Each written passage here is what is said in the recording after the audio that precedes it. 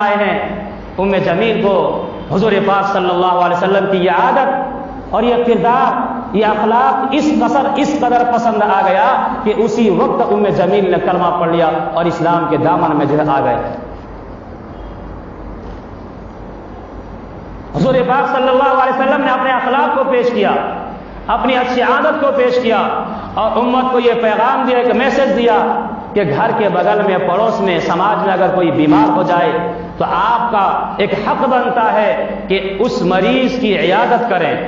حضور پاک صلی اللہ علیہ وسلم نے فرمایا المسلم حق المسلم خمس، مسلمان کے اوپر 5 حقوق ہوتے ہیں۔ سب سے پہلا حق رد السلام، سلام کا جواب دینا۔ اگر کوئی مسلمان بھائی دوسرے مسلمان کو السلام علیکم کہتا ہے تو دوسرے مسلمان پر واجب ہوتا ہے وعلیکم السلام کہنا۔ اور دوسرا حق کیا ہے؟ وہ عیادت المریض، مریض کی عیادت کرنا۔ حضور پاک صلی اللہ علیہ وسلم نے اس واقعے سے امت کو ایک پیغام دیا ہے۔ اب ہم معاشرے کے اندر اور سماج کے اندر کیا ہے ماحول ہمارا؟ اگر کوئی اچھا خاصا انسان ہے، دولت مند ہے، شہرت مند ہے، پیسے والا ہے، جائیداد والا ہے، شہرت والا ہے اور وہ بیمار پڑ جاتا ہے تو ہم جاتے ہیں ٹولی بنا کر کے، جماعت بنا کر عیادت کرنے کے لیے جاتے ہیں۔ کیوں؟ فلاں شخص اچھا تھا، بڑا پیسہ والا تھا، بڑا چرچا تھا، چلو ہم عیادت کرنے کے لیے چلے جاتے ہیں۔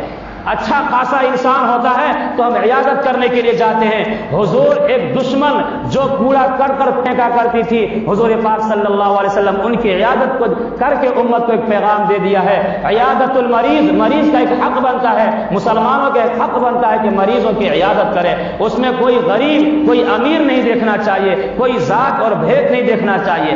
آج معاشرے کے اندر دیکھا جاتا ہے ہم سے بنتا ہے، ہم سے جمتا ہے، اچھا خاصا انسان ہے، چلو عیادت کر لیتے ہیں۔ اور اگر کوئی غریب انسان ہے جس کا کوئی چرچا نہیں ہے، جس کی کوئی شہرت نہیں ہے، وہ بستر پر مر رہے ہیں، پڑ رہے ہیں، ان کا کوئی دیکھنے والا نہیں، کوئی پرسان حال نہیں۔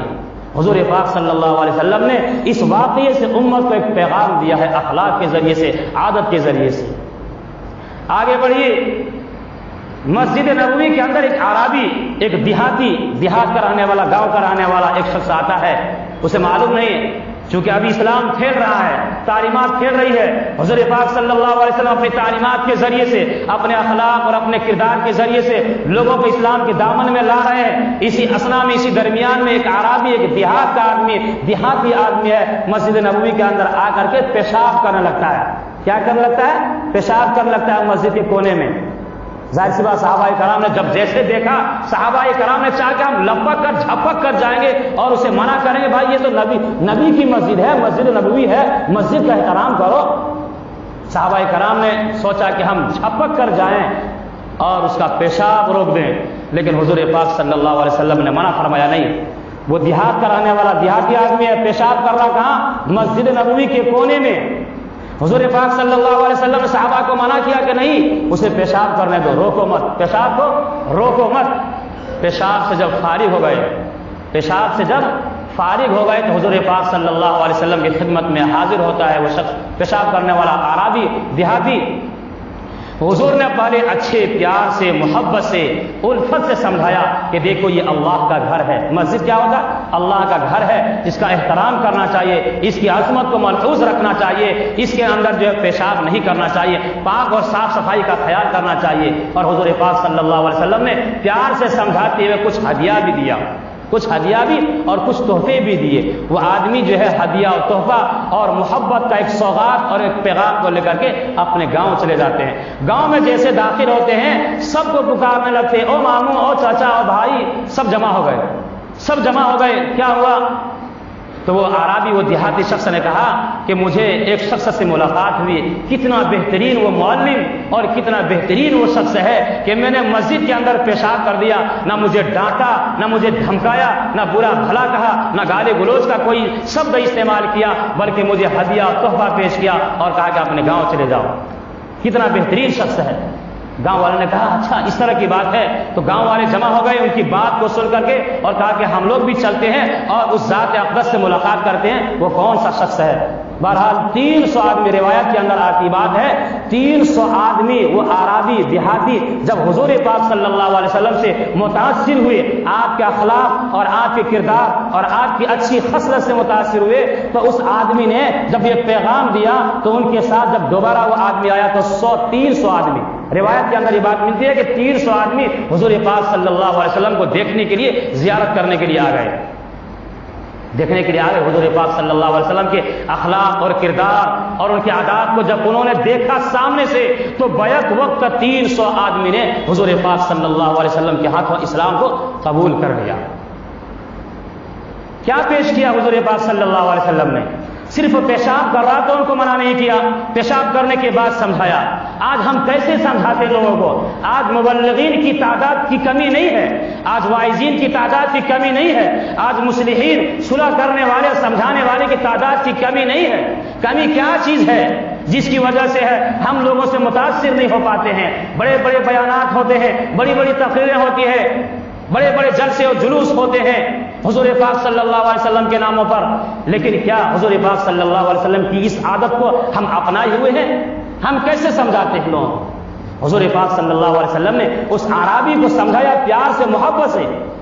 یہ پیغام ہے ہم لوگوں کے لیے جو خاص طور سے مبلغین ہوتے ہیں یا دوسروں کو منکرات سے منع کرتے ہیں، دوسروں کو جو ہے برائی سے منع کرتے ہیں اور بھلائی کی طرف لاتے ہیں، ان لوگوں کے لیے پیغام ایک سوغات ہے کہ جب بھی آپ کسی برے بھائی کو یا بگڑے ہوئے بھائی کو یا برے عمل کو دیکھتے ہوئے آپ دیکھیں، کرتے ہوئے دیکھیں، تو اس آدمی کے سر پر یا کندھے پر ہاتھ پھیریے اور محبت کی باتیں کیجیے اور نرم اور سختی سے جو ہے سختی سے بات کیے بغیر نرم اور اچھے لہجے سے ان سے بات کیجیے اور پیار سے اور محبت سے سمجھائیے۔ دیکھیے آپ کی بات پہ کس قدر اثر ہوگا۔ حضور پاک صلی اللہ علیہ وسلم نے اپنے اخلاق اور عادت کے ذریعے سے لوگوں کو اسلام سمجھایا۔ آج ہم نے اسلام کو صحیح طریقے سے پیش کرنا نہیں چاہا۔ آج بھی بہت سارے غیر مسلم اسلام سے متاثر ہو کر اسلام کا کلمہ پڑھتے ہیں۔ کیوں؟ اسلام کے اندر وہ خوبی ہے، اسلام کے اندر اچھائی ہے، اسلام کے اندر خیرخواہی ہے، اسلام کے اندر شانتی ہے، امن ہے، عدل و انصاف ہے۔ ان چیزوں کو دیکھ کر کے آج بھی غیر مسلم اسلام کو قبول کرتے ہیں، لیکن ہم نے اسلام کی تصویر کو صحیح سے پیش کرنا نہیں چاہا۔ ہم نے صرف سمجھا ہے ہم اسلام قبول کر لیے، لیکن اسلام والے اعمال ہمارے صحیح نہیں۔ ہم کہتے ہیں حضور پاک صلی اللہ علیہ وسلم سے عقیدت کرنے والے، محبت کرنے والے ہیں۔ عقیدت اور محبت کا تقاضا یہ ہے کہ حضور کا جو عمل ہے اس عمل سے آپ مل جائیں، حضور کا عمل آپ کریں۔ حضور نے کیا تعلیم دیا، حضور نے کیا لوگوں کو سمجھایا، حضور پاک صلی اللہ علیہ وسلم کے اخلاق اور کردار، ان کی زندگی کیسی تھی، اس زندگی کو اپنائیں۔ صرف نعرہ لگانا اور یہ کہنا کہ حضور سے ہمیں عشق ہے، حضور سے ہمیں محبت ہے، یہ صرف نعرہ لگانا کافی نہیں ہے۔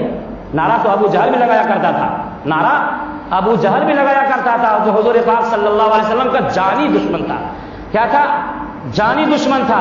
حضور پاک صلی اللہ علیہ وسلم نے ایک موقع پر فرمایا کہ موسیٰ کے مقابل میں فرعون آیا، میرے مقابل میں فرعون ابو جہل ہے، اور وہ فرعون جو موسیٰ کے مقابلے میں فرعون تھا اس سے کافی زیادہ فرعونیت ابو جہل کے اندر تھی۔ وہ ابو جہل جب حضور پاک صلی اللہ علیہ وسلم کی تعریف کرتا تھا، کبھی کبھی جب بارش نہیں ہوتی تھی مدینے کے اندر یا مکہ کے گلیوں میں، تو ابو جہل حضور پاک صلی اللہ علیہ وسلم کے چہرے انور کو پیش کرتا تھا ابو جہل، اور حضور پاک صلی اللہ علیہ وسلم کی خد و خال کی تعریف، یعنی حضور پاک صلی اللہ علیہ وسلم کے رخسار مبارک، آپ کے چہرے کی تابناکی کو حضور پاک صلی اللہ علیہ وسلم کے جو ہے واسطے سے بارش کی دعا کرتا تھا کون؟ ابو جہل، اور کہتا تھا کہ اے رب کائنات بارش برسا دے حضور کے صدقے۔ تو تعریف تو ابو جہل بھی کیا، تعریف کرنا، نعرہ لگانا، واویلا مچانا الگ چیز ہے، اور نبی کے طریقے پر عمل اور نبی کے راستے پر چلنا یہ الگ چیز ہے۔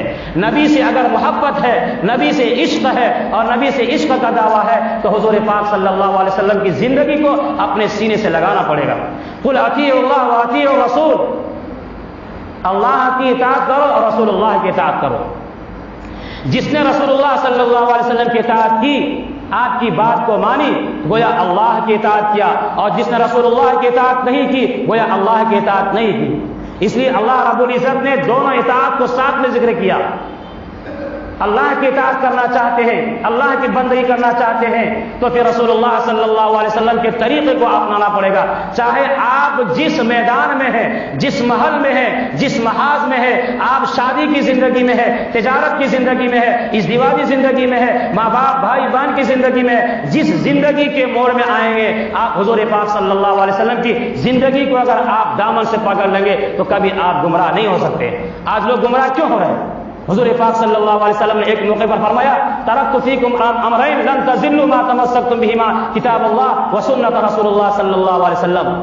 ایک زمانہ آئے گا کہ لوگ گمراہ ہوں گے اور لوگوں کو بھی گمراہ کریں گے، بہت سارے اعمال کو مزین کر کے پیش کریں گے، اچھا کر کے پیش کریں گے اور کہیں گے یہ عمل کر لو، یہ کام اچھا ہے، واویلا مچائیں گے، نعرہ بازی کریں گے اور لوگوں کو دکھانے کی اور باور کرانے کی کوشش کریں گے یہ بھی دین ہے، یہ بھی شریعت کا ایک حصہ، ایک جز ہے۔ تو ایسے ماحول میں، ایسے زمانے میں حضور پاک صلی اللہ علیہ وسلم نے فرمایا تم ہماری کتاب یعنی کتاب اللہ اور میری سنت کو مضبوطی سے پکڑ لو۔ اگر کتاب اللہ کے اندر وہ عمل ہے تو پھر پکڑ لو، عمل کر لو، اور سنت رسول اللہ یعنی میری زندگی سے اگر وہ عمل وابستہ ہے تو اس عمل کو کرو، اگر نہیں ہے تو پھر نہیں کرنا ہے، اگر کرو گے تو پھر گمراہ ہو جاؤ گے۔ تو آج حضور پاک صلی اللہ علیہ وسلم کی جو ولادت اور باسعادت اس مہینے کے اندر ہوئی ہے، ہمیں خوشی ہے اور خوشی ہونی چاہیے، لیکن خوشی کیسے ہونی چاہیے؟ حضور پاک صلی اللہ علیہ وسلم جو ہمارے لیے اور تمام لوگوں کے لیے رہتی دنیا تک کے تمام انسانوں کے نبی ہیں، آپ تمام انسانوں کے جناتوں کے نبی ہیں، جو غیر ہیں وہ ان کے بھی نبی ہیں، آج بھی جو ہے ان کے جو ہے نام پر کلمہ پڑھتے ہیں وہ مسلمان ہو رہے ہیں۔ تو تمام کے تمام انسانوں کے لیے حضور پاک صلی اللہ علیہ وسلم جو ہے نبی بن کر رحمت للعالمین بن کر آئے ہیں، ان کے پیغامات کو عام کرنا ہے، ان کی زندگی کو اپنی زندگی کا ایک حصہ بنانا ہے، ان کا ہر عمل اور ان کا ہر حرکات اور سکنات کو اپنی زندگی کا حصہ بنانا ہے۔ اگر آپ چاہتے ہیں کہ حضور پاک صلی اللہ علیہ وسلم سے محبت کے دعوے کے جو ہے تقاضا پر عمل کرنا چاہتے ہیں تو حضور پاک صلی اللہ علیہ وسلم کی زندگی اور ان کی سنت کو مضبوطی کے ساتھ تھامنا پڑے گا۔ حضور پاک صلی اللہ علیہ وسلم سے محبت اور عظمت اور الفت اسی وقت پیدا ہوگی جب حضور پاک صلی اللہ علیہ وسلم کے طریقے اور ان کے اعمال پر ہماری زندگی کٹے گی اور گزرے گی۔ اللہ رب العزت سے دعا کریں کہ حضور پاک صلی اللہ علیہ وسلم کی محبتیں ہمارے دلوں کے اندر پیوست فرمائے اور ان کی عظمتیں جو ہے پیدا فرمائے، سنتوں سے فارغ ہو جائے۔